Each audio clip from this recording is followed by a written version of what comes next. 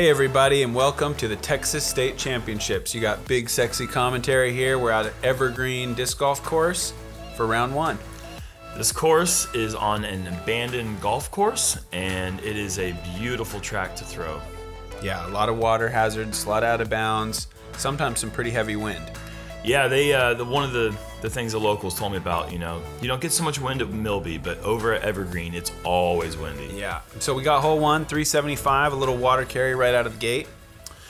Yeah, this is one of the few tee pads in the course without it, or one of the shots. Yeah, earth tee pad, yeah.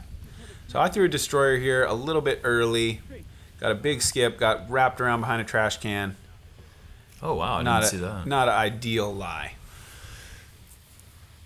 Yeah, as I said, this one's it's you can go either way. There's a little bit of a, I don't want to say gap, but it's not so much a gap. It's pretty wide open over to the left, but pretty open hyzer. Whoa. Okay, you can't quite see it there, but that was a big slip. I'm on the ground right now. Oh, I think we may get a look at it. Okay. Ooh! Watch the follow through. Big man down. Oh man. But the shot really turned out okay, and you didn't hurt yourself. I actually turned that into a sexy pose for a while, so I wish we could have seen more of that, but that's okay. Now this is Tanner, and he took a little bit of a bad kick there. Yeah, that's kind of what I mentioned. It's kind of a gap because that tree, for a lefty, you can really sail it out wide and have it swing in and be perfectly fine. Mm-hmm. But those branches can get in the way. Yeah, and he just needed, if he was going to get across, it needed to go through those really clean. And here's one of Southeast pride, Chris Dickerson, one of my favorite people to play with. We've just got an awesome card today. Yeah, and I think it was random too, so we really lucked out. Yeah, we sure did. Chris Dickerson is one of the guys that you probably know about already, but if you don't, you will soon. He's not as well traveled yet as some of the guys that you're familiar with, but down in the the Southeast, we all are really familiar. He's been playing for a few years. He already has over 50 wins. I think he's making his Jomez debut. Okay. I think he's 1027 rated, and he is not overrated at all. No, not a chance. He's a fantastic player. And that redemption putt. Oh, yeah. Redemption putt. I'll take the redemption. He got a birdie laying on his back. Yeah, with UNC getting the redemption win this year, the NCAA. There you go. I'll take the redemption putt. Chris with a nice birdie. He's giving the high five there for all the our buddies over there on the practice green who are giving us the golf clap. Yeah. Yeah. Tanner with a bogey, but a good recovery from the short side of the water. Yeah, you'll take that. And I didn't make a very good run at the birdie, but I'm fine with a par after being behind that little shed. Sure. So yeah, 2 nice birdies from Germ and Chris to start off. Just what you want on kind of a tricky hole. And the holes kind of stay tricky. We're moving on to hole 2. It's pretty long. I think the sign might say 500, but I'm not quite sure it's that long. But I'd say it's probably 450. Yeah, I'm not buying 500. I practiced here the day before, and there weren't distances on the tee signs yet. And when I practiced it, I certainly wasn't looking at 500 feet. So when I stepped up to this one and I saw that number, it kind of got in my head a little bit, actually. Yes. I was thinking, I got to throw it a little bit harder than I maybe thought. Right, exactly. So, especially with water around. So we're just trying to go for a big hyzer shot. Oops. Skip. Get up there. Oh, my gosh. Doesn't quite make it to land. Yeah. Not a big hyzer. That came out about 5 seconds too soon. Yeah. Chris with a nice high crush. That's just what you want. Put it up there around the water and then have this fade into the green. And Chris can throw really, really far, but seeing how high that thing went, I mean, there's only a few people in the game that can throw a pure hyzer that high, 500 feet. Yeah, there's no way. So this right here proves it's not 500 because this is me going about 75 feet long. Yeah, and what are we going to agree on? 450. 450? Maybe. Okay, so that was a nice little 520-foot hyzer there. Good call. There you go. No, it might be less, but I mean measuring around the corner. Yeah, you're certainly past the basket. Yeah. This was an awesome shot. Yeah, absolutely. With the lefty, he's got big power. I don't think I'd ever played with Tanner before, but great power. I mean, that's a ballsy shot, and it was cool to see it fly over that much water. The only other time I've ever played with Tanner was at the Las Vegas course where he is also on a golf course, and I got to see the same thing we saw there. A ton of distance, and just overall smooth player. Ooh, nice shot. Coming in there with the mortar. Nice control, forehand play. Thank you. Brand new disc in my bag for the last couple tournaments, and I'm really liking it. I like them too. I'm throwing a dart there. I mean, kind of dreaming about maybe making it, but not really disappointed to have it settle right there. Good effort for the birdie, a little high. And solid putt from Chris. He's a robotic putter, and he has this pre-shot routine that you may see it throughout the video here, but it gets me more than a couple times where I think that he's about to putt. Yes. But he has almost a full stroke practice throw that looks like he's going 100% for it. His last practice pump is at game speed. Oh yeah, and it kind of makes you fall forward like, he's not putting. I'm used to it. It gets me all the time. Yeah, but he definitely sticks to his routine and he hits putts. Exactly, and that's one of the things that makes him such a good player is that regardless of the situation, regardless how he's playing, he does his full routine, and he typically makes a ton of putts. Yeah, definitely. 2 down through 2 is a pretty good start. Those are the first hole's a bit of a maybe a must get for most right-handed players. Yeah, they have that distance. Maybe not a must get, but it's I would put both of them kind of in that nice to get. Nice category. To get, yeah, sure. Not must get, but nice to get. 2 is nicer to get. Absolutely. Now we got our first par 4 of the day. Water along the left side the whole way, pretty much, until you got to cross it at the end. 600 feet. 600 feet. The name of the game here is just keep it in bounds. There's a sidewalk over the right, and there's even a neighborhood that I may have had a couple practice shots going to backyards. I don't remember anymore. It was 2 days ago. Short memory, man. But mark of a true pro. That pond, that corner of the pond is, you can't quite see that one. And I think you even mentioned that you were surprised at how far the pond wrapped around to the right there. And just because I practiced in such high wind, it never occurred to me that I could maybe reach this water in one. Yeah. And then when I got up to where this was, it was in an ideal spot. But I was like, wow, if I threw that 20 feet farther, I'm in the water. Yeah, pretty close. Yeah, so you just really want to throw this one about 450 straight. This was an insanely aggressive play. Yeah. Tanner going with a huge turnover, trying to bring it in. I mean, really pretty much going for the green. But he ends up way out of bounds, unfortunately, and he's only going to get to move up about 50 feet. Tanner's got the distance, but like you said, that's an incredibly highly aggressive tee shot. It could work, and it would be spectacular, but I'm not sure. I mean, it's whatever your game plan is, but you're definitely taking a big risk. Right. This one is basically this is a 3 all day for most all pros. You throw your shot 450 feet and you have a 150-foot approach. That's really all you can do. The line he's going with is a 500-foot carry over OB. Right. And since the OB is actually cut off over there, you can't quite see the orange flags, but the OB is actually cut off. And he never crossed in bounds, so he actually only got to advance about 75 feet. Yeah, not much. Chris going with just a putter.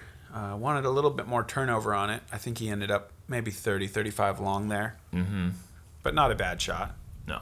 This would be maybe closer to the category of bad shot. Yeah, this surprised me. Just kind of left it a little inside and caught the bushes around the bottom of that tree. Yeah, maybe would have got away with it had it not caught the outside edge of that stuff, but... Yeah.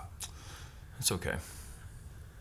Kind of the Jomez effect here, because I had a straight backhand gap, nothing in the way, but I had a bit of a right to left crosswind. Uh-huh. And I was thinking to myself, no one in their right mind would ever go for the sidearm shot here. Yeah, I am. Why would I do this? And I was like, people on camera are going to see this shot and they're going to think, why would he go for that line? Not the greatest pre-shot mental no, it's not at all. Dialogue. Oh, look at that. That was sweet.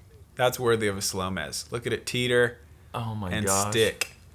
Great putt, Chris. Yeah, really good start.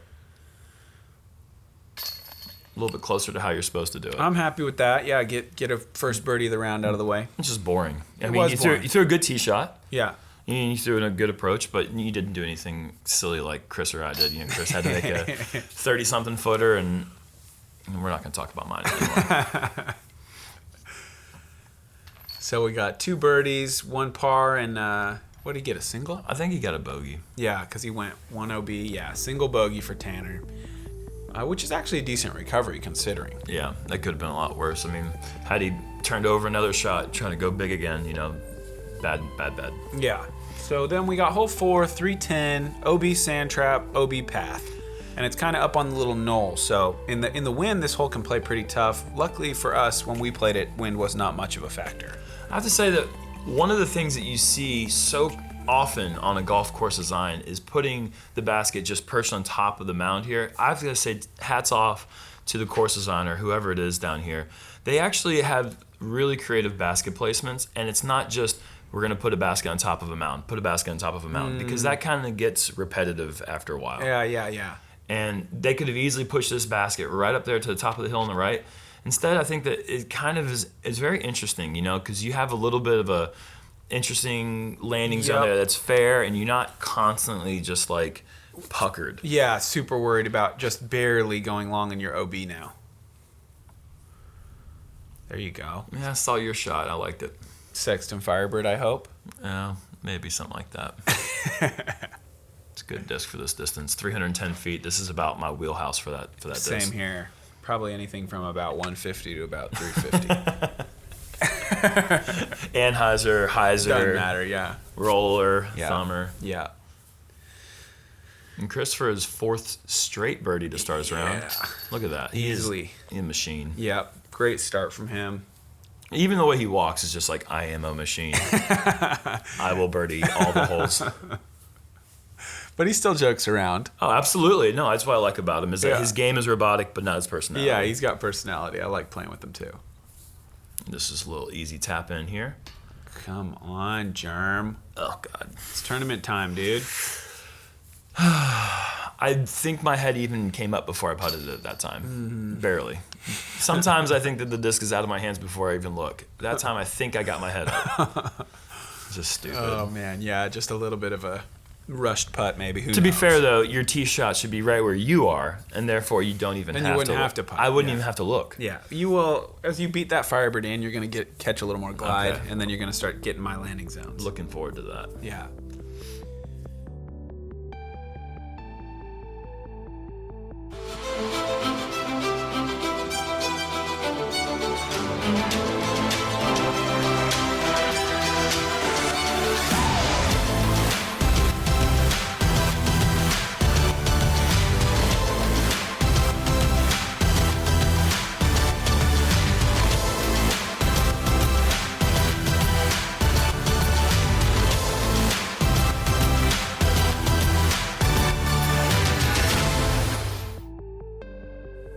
All right, here we are on hole 5. 336, but plays a little shorter due to being downhill. You got the mandatory on the right, though, so no big spike hyzer. Oh, mandatory on the right. Didn't even know?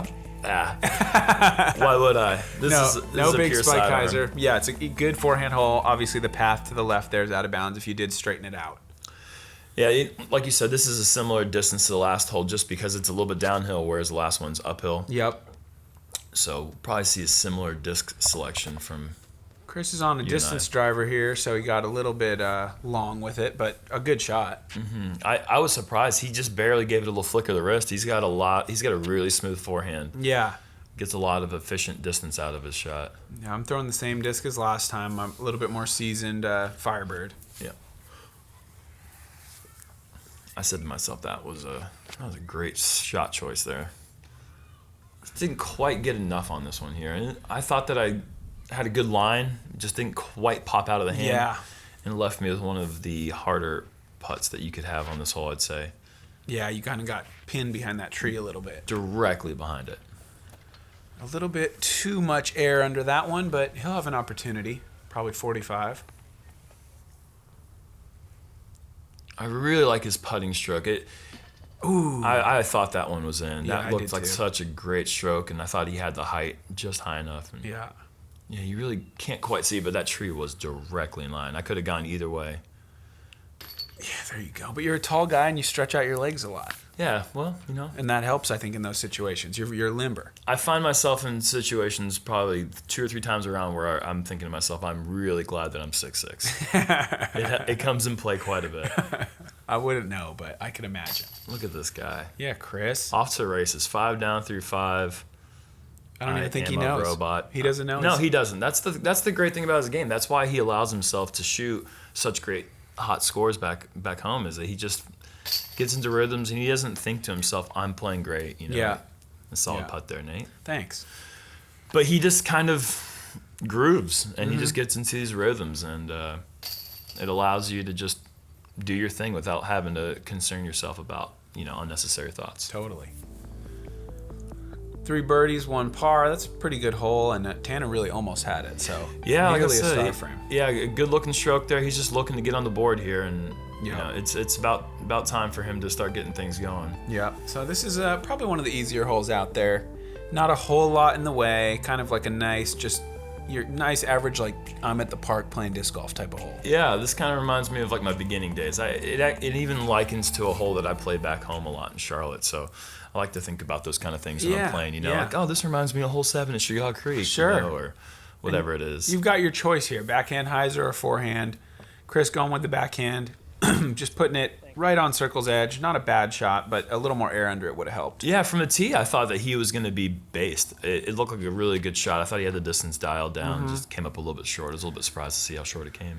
Yeah, I kind of did the same thing. A little shorter than you'd want. I'm trying to get around that bush.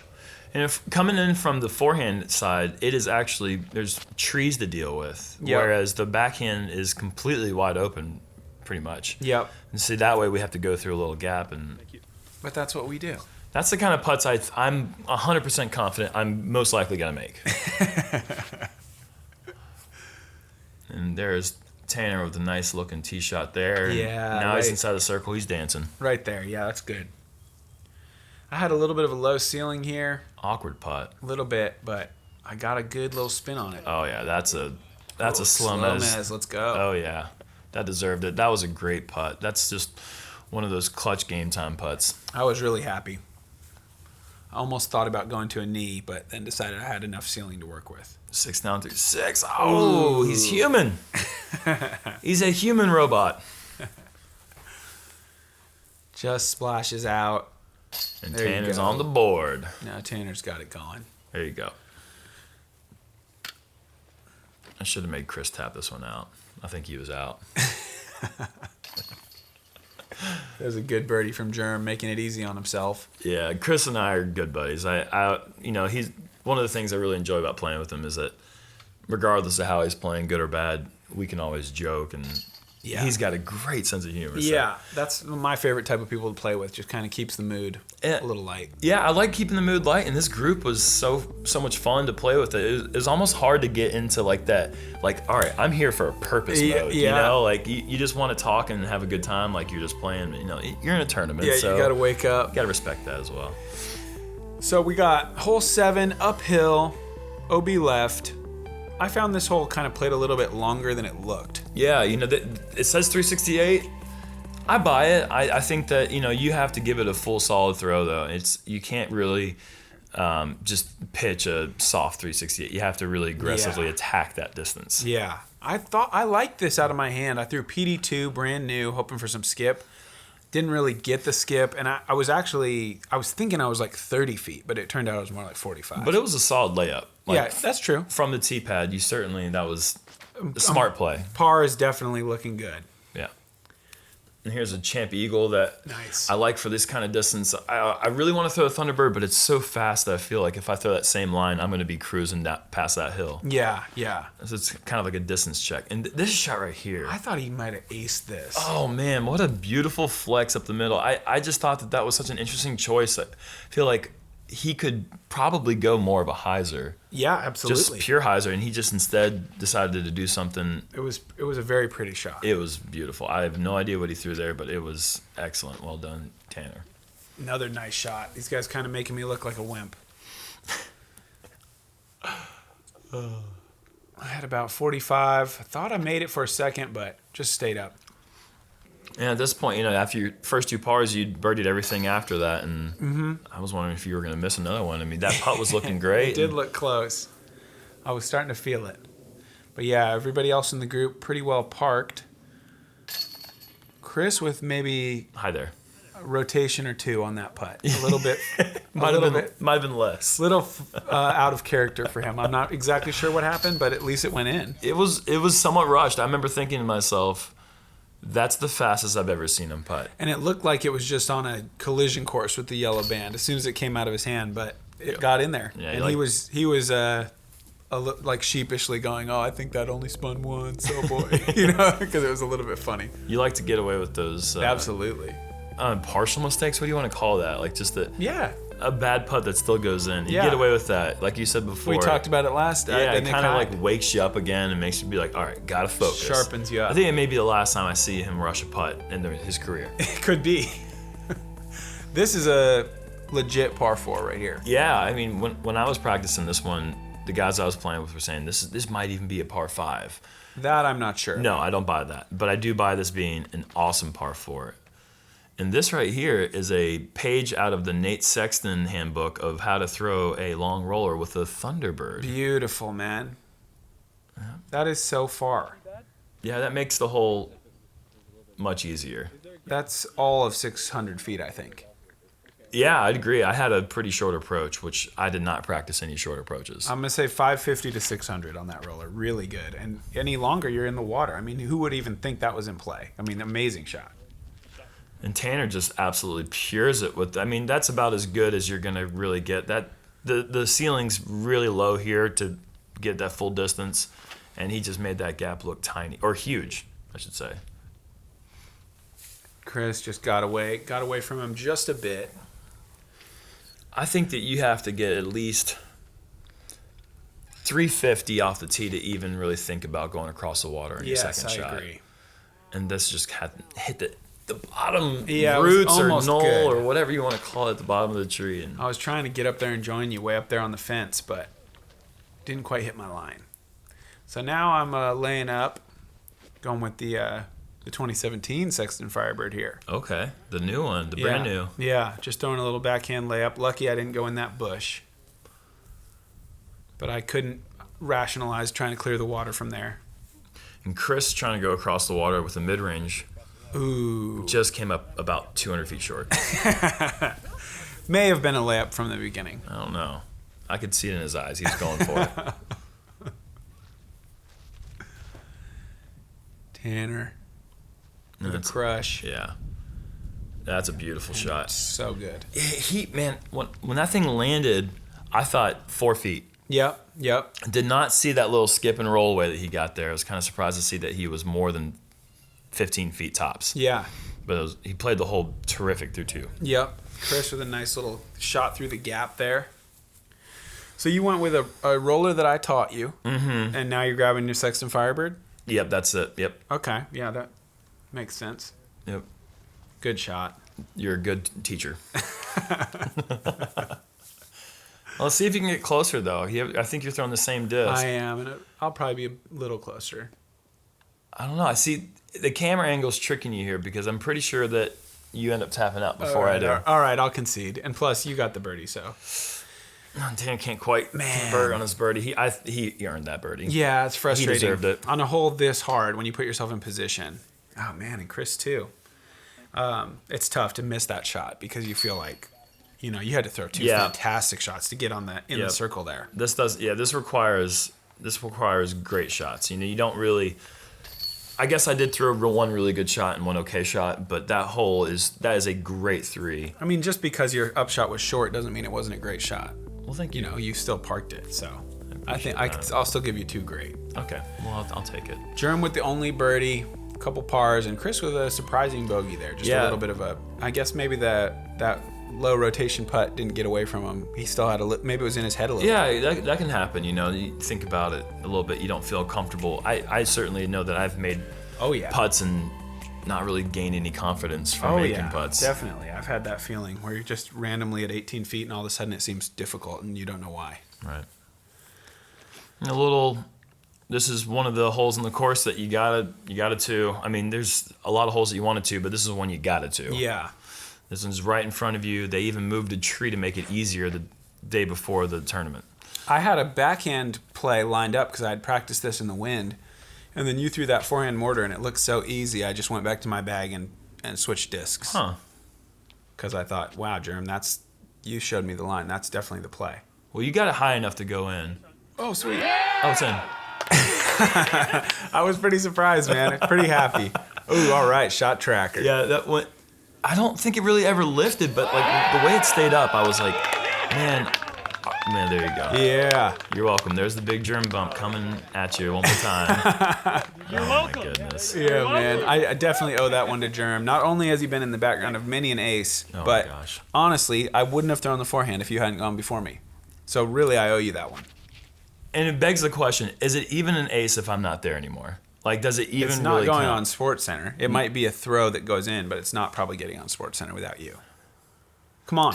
Eee, that was so close. I thought that was in for sure. Yeah, those chains were still hiding Yeah. after what just happened to them. Yeah, probably. Chris with the easy birdie. And to be fair, we did come out at 4 under par in this hole, so Yeah. that's Yeah, what you want that's from a not card. bad. Yeah, we could still almost call it a star frame. Disappointing par there for him, but all look at right. that. Look at that teal color. I like that. I hadn't seen that one yet. That's pretty. All right, guys. Well, thanks a lot for tuning into the front nine. We're going to be right back with a little bit more coverage, show you guys how this round finished up.